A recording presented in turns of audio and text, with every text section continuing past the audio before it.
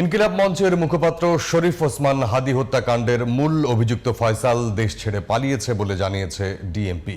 আগামী 7 থেকে 10 দিনের মধ্যে এই মামলার চার্জশিট দেয়া হবে বলে জানিয়েছেন ডিএমপির অতিরিক্ত পুলিশ কমিশনার নজরুল ইসলাম। এদিকে খুনিদের পালাতে সহায়তাকারী 2 জনকে আটক করেছে ভারতের আসাম পুলিশ। FM বাইজিতের রিপোর্ট। আসসালামু আলাইকুম। রোববার সকালে ডিএমপি মিডিয়া সেন্টারে ইনকিলাব মঞ্চের মুখপাত্র শরীফ ওসমান হাদি হত্যা মামলার তদন্তের অগ্রগতি জানাতে সংবাদ সম্মেলন করা হয়। ডিএমপির অতিরিক্ত পুলিশ কমিশনার নজরুল ইসলাম জানান, খুনিরা ময়মনসিংহ দিয়ে সীমান্ত পার হয়ে ভারতে পালিয়েছে। এই ঘটনায় এখন পর্যন্ত 11 জনকে গ্রেপ্তার করা হয়েছে। এর মধ্যে স্বীকারোক্তিমূলক জবানবন্দি দিয়েছে 6 জন। ঘটনাটি তাদের পূর্ব পরিকল্পিত ছিল। এই জন্য আসামিদেরকে চিহ্নিত করার পূর্বেই সীমান্ত পাড়ি দিতে সক্ষম হয়।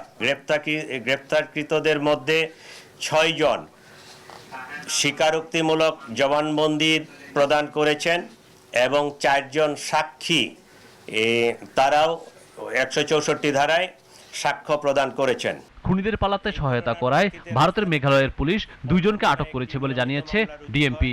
আমরা ইনফরমাল চ্যানেলে মেঘালয় পুলিশের সাথে যোগাযোগ করে যেটি জানতে পেরেছি, তারা ইতোমধ্যে পুত্তি ও স্বামীকে গ্রেফতার করেছে। আগামী 7-8 দিনের মধ্যে অভিযোগপত্র দেয়া হবে বলে জানিয়েছে ঢাকা মহানগর পুলিশের এই কর্মকর্তা। গ্রেপ্তারকৃতদের কাছে পাওয়া তথ্য, সাক্ষীদের জবানবন্দি, উদ্ধারকৃত আলামত পর্যালোচনা ও সার্বিক বিবেচনায় মামলাটির তদন্ত শেষ পর্যায়ে রয়েছে। আগামী 7 থেকে 10 দিনের মধ্যে আমরা চার্জশিট প্রদান করতে সক্ষম হব ইনশাআল্লাহ। পুলিশের ধারণা 5 আগস্টের ঘটনায় যারা ক্ষতিগ্রস্ত তারাই হাদিকে হত্যা করে থাকতে পারে। ঘোষণা দিয়েছে। FM Bayezid, GTV news, Dhaka.